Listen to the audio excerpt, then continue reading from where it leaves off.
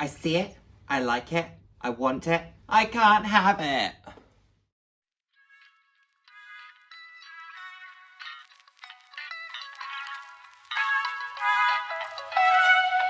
Hello, hello, hello, and the warmest of welcomes to today's video. For those of you who haven't seen my face before, hi, I'm Nick, fab to have you here. Those who have seen my face before, thank you so much for joining me again. Hope you enjoy my videos. I put out videos roughly 3 times a week on a range of different topics, anywhere from fashion, slightly more personal topics. So if that sounds like something you'd be interested in, then please do head down, hit subscribe, and turn on the notification bell. I love chatting with you all. I'm all about living life loud, and what that means to me is being your authentic self, being proud to be you, and just celebrating who you are. Celebrate yourself, and of course, celebrating others. So, quickly before we get into today's topic, I'm loving that Gucci tote that I have recently purchased. It's in my bedroom, so I can't show it to you right now, but I have used it, I think, every single day since I got it. And okay, I've only owned it a week, so let's calm down. It's not been that long. However, I'm just loving it. I think it's super chic. I think it's super practical. I've really been enjoying it. And actually, as much as I do love those massive tote styles like my Longchamp, I can see the value in this more fine-tuned, sophisticated style of tote bag. So I'm enjoying this very much, I have to say. I thought this is my version of the GST. I still want a GST. Oh, but they're so expensive, which brings me on to the first item on this list, the Chanel GST. So I love the GST. I think it's an absolutely beautiful, beautiful bag. I've always loved it. I love the variations that it comes in. I would love one in white leather, but I think it's beautiful in black. I think the blue was lovely as well. It's a beautiful, beautiful bag. The problem is, they can either be hard to find in great condition, in which case the price point is still quite substantial, or they really hold their value. And I know that they're Chanel, and actually, as Chanel bags go, you can get one of these for a couple of thousand. That's still a huge amount of money. So I know in the grand scheme of Chanel and pre-loved Chanel, it's not a huge price. However, for me, that's a huge, huge amount of money. For a bag that objectively am I going to get £2,000, £2,500 of worth from, I don't believe I will. So it's a beautiful bag. I still really want one. The Gucci has really cemented for me that I love that style. I think it's fantastic. Maybe if they did the Gucci in a slightly bigger size, I would get another one in a slightly bigger size. I just love it. I love that very formal chain tote style. It's fabulous. So the GST is definitely still on this list of I would love, but I will likely never own. So as you've probably ascertained, today we are going to be talking about items, not just bags, but items that I love, but when I think about it, I can't own. And there will be different reasons that I can't own them. But ultimately, I can't own them. And that will be really my logic taking over, my head over my heart in certain instances, my wallet tightening very much to say absolutely bloody not. So that's what we're talking about today. So we started with the Chanel GST. Let's go into another bag style. The oversized Alexa. I have an Alexa from Mulberry. I have the medium. Now, I fell in love with this particular print, and I like the fact that it has hardware braided through the handle. Don't love the fact that the hardware is gold, but I can see why they did that with the colours that were in the print. I think it complements well. However, does the medium size work for me? Not brilliantly, if I'm honest. I very rarely use a crossbody bag. This, if I'm going for a crossbody bag, isn't the one I tend to grab. The top handle doesn't quite work for me. So to be honest, it's a bag that sits fairly redundant in my collection, which is unfortunate given how beautiful it is. Now, I saw this stunning, stunning white oversized Alexa, and I think it is beautiful, beautiful. However, for the size, I think I would sooner grab my Bayswater and my Bayswaters, and I do have, I don't know where it is, here it is.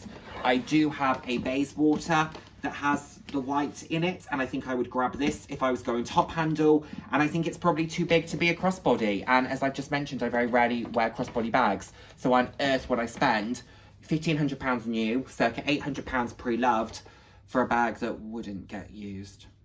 But I do love it, and I think it's really fun, and I think it's chic. I love the fact that the slouch that these get, I think that's super chic. But objectively, not for me. I really shouldn't. Every time I go into Longchamp, I ask if they have these in my size, and they never do. And it is these absolutely fantastic, let me get the name right, Cheval Longchamp flat boots. They are basically Wellington boots, white with the black logo. I love them. I think they are fantastic, but they only go up to a size 8. I am a size 9. Did I try and squeeze into an 8? Yes, I did. Could I have got my foot in? Yes, I could. Would I have got my foot out? No, I wouldn't have. I'd have been trapped in the shoe. And that is definitely not where you want to find yourself. But I absolutely love them and obsessed with them. I love a Wellington boot anyway. Hunter tends to be my brand of choice. I have 3 pairs of Hunters. But every time I go in, I always say to my sales associate, have they made them in a bigger size yet? Have they made them in a more inclusive size range? And it's always, no, they haven't. And I don't know why. I wish they would, because I just think they are fabulous. And would I style these just with rainy day outfits? No, I would absolutely style these with other outfits. I would probably style these with what I'm wearing today. I think they would look great. Obviously, you want to make sure that the conditions are temperate enough that wearing a boot wouldn't be too warm on the lower leg. But I just think they are wonderful, and I love them very much. But I can't own them because they don't come in my size. So that would be ridiculous to buy a shoe you could never wear. He says, looking at these that are beyond unwearable. However, I could wear them, and occasionally I do wear them. But they're a shoe that's basically unwearable, and we all buy those anyway, which then segues me into the next one on the list. The So Kate in white.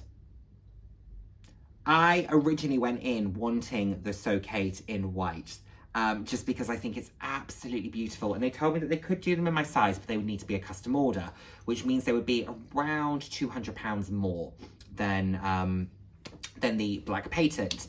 As it happens, I ended up picking up the Black Patent from Luxe Collective, got a great deal on them, circa half price, so I was very happy with that. I just can't quite get the white So Kate out of my head. I think it's beautiful. I love the contrast with the red. Red is not my colour, as you know, but I love, love, love it on a Louboutin. How could you not? But they are so excruciatingly painful. Everything that people say about them is true. And I've worn mine a few times, and I've just battled through that. And I can't even tell you what my feet looked like when I took them out of the shoe after having worn them for a few hours. Really, really not great. Not great. And took a good day or so to recover. But the shoe is absolutely stunning.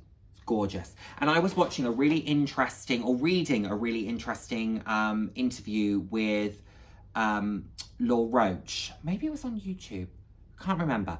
Yeah, maybe it was. And he was talking about Zendaya, because he has been Zendaya's stylist for the past 13 years, since she was 14. And they were talking about her affinity with Christian Louboutin So Kate's. And Law was mentioning how basically when they first started out, that was the shoe that they put her in. She found them very uncomfortable, didn't want to wear them all day, or would say sort of after a significant period of time, I've got to take these off. And he would say, no, you can't. You have to leave them on. And then he said how the next day she then picked them back up and put them back on her feet. The next day she picked them back up, put them back on her feet. And as time has gone on, they have just become a shoe that she's incredibly comfortable wearing, incredibly used to wearing. And to be honest, it's become synonymous with her style. He then mentioned how, I think it was for the Challengers Tour, they received 40 pairs from the brand. So it's never been a brand collab or a partnership or anything like that. And then Challengers, I think Christian Louboutin sent them 40 pairs. 40! Oh my goodness. And these will have been in different colours. And oh my goodness, that is how much? You know, that's thousands of pounds worth of shoes. Oh my goodness. I certainly wouldn't want to wear a So Kate day in, day out. Like I said, they are absolutely gorgeous and stunning and divine and beautiful and fabulous and wonderful and all of that stuff. Aesthetically, as a shoe that goes on a foot, that goes on the floor, which arguably is the core function of a shoe, they fail. But then they look like this, so all is forgiven. And then people like me sit on the internet and say, I know how awful they are, but I now want them in another colour. I want them in another colour. But because of everything I have just said, I am not Zendaya. I couldn't wear them day in, day out. Therefore, I shouldn't buy the white ones. No. It is what it is. There's absolutely a theme here, isn't there? Oh my goodness. This medium Kensington bag from Kurt Geiger. White and black seems to be a combination that I am very drawn to at the moment. And this, I think, is a striking, stunning flat bag. Beautiful, beautiful. I love the fact that they've changed that look of the hardware. It looks almost to be a bit more like enamel. It's stunning. It's absolutely stunning. Would I have gone for silver hardware? Yes, you know I would. But I can see why they went for gold. Gold, I'm sure, is far more popular than silver. That's why the majority of brands are using it. But I just think it is fabulous. Fabulous. The reason I won't buy it, look, the price point is reasonable. The aesthetic is great. The quality will be good for that price point. Why can't I buy it? Because it's a medium and that size doesn't suit me. It works great as a crossbody. I don't wear crossbody bags. It would be too small for me as a shoulder bag. I own 2 medium Kensington Kurt Geiger bags. I own one in a glittery checked tweed. And I own another one in, can I get it? Oh, here we go. And then I own this one, which I've used for holidays, which is great. Don't get me wrong. It serves a purpose. Is it my go-to bag? Absolutely no, it's not. Did it do me very, very well for the trips I took it on? Absolutely it did, and it's a lot of fun. So there's nothing against the bag style. I think it's fantastic. It's just how it looks on my frame. I'm not a huge fan with how it looks on my frame. I don't feel comfortable wearing them all that often. Certainly not the size of Kurt Geiger Kensington I feel best in. If this was a XXL, then I would probably break my rule of saying that I have enough XXL flaps from Kurt Geiger. I would probably buy it and be very happy with that decision. Beautiful bag, wrong for me. And finally, one that I've just simply been priced out of by a huge, huge margin. And even if I did have the money for it, do I think I could motivate myself to buy it? Probably not.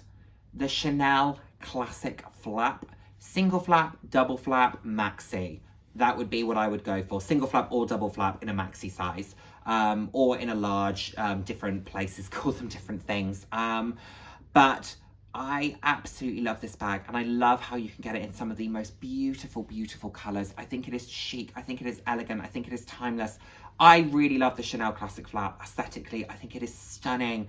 And when my friends here on YouTube show their, particularly like their jumbos and their maxis, and like, they're nice, but I wouldn't, you know, I don't grab for it. I'm there at the TV going, give it to me, give it to me, give it to me. You know, like Gollum. Precious. What was that? Yeah, that was, oh, I just threw myself. Right, I've lost my train of thought. That wasn't a great Gollum impression either. Can I do a good Gollum impression? Precious, my precious. That's better. Anyway, how did we get here?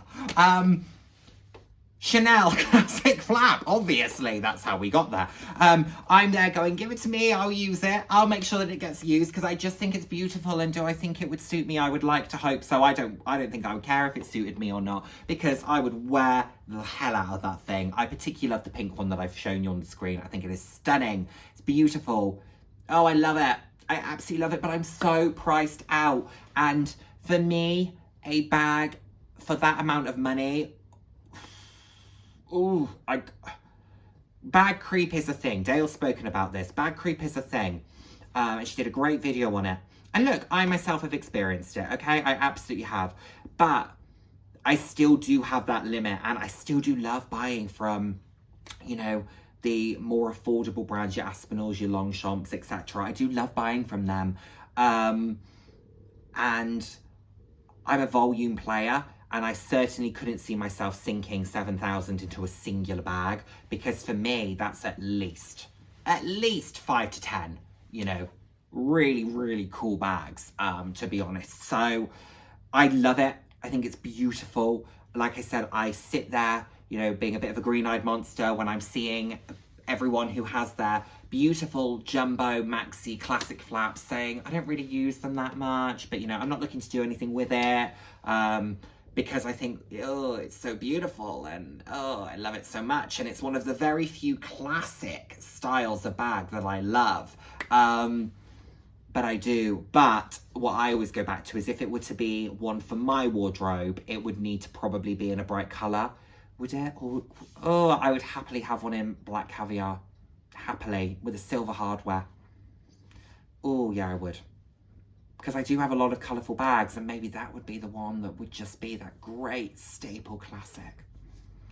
I mean, it doesn't matter because I can't afford it. So it really doesn't matter. You know, the long and short of it all is that. But I just think it's one that I objectively would struggle to justify the price of. And I doubt I'll ever be in a conundrum where I'm stood there thinking, can I justify the price of it? At the moment, it's all very easy because I'm going to go, nope, nope, nope. So that's all good. But yeah, it's beautiful. I love it. Just isn't for me, is it? So there we have it, everyone. Those are some items that I absolutely love, but I just can't own. And I would love to know from your experience of purchasing, are there any items you've come across that you love, but just can't own, whatever the reason may be? Let me know. Let me know. I love to hear from you. Thank you so much as always for watching. I look forward to seeing you in my next one. Take care, everyone. Bye now. Mwah.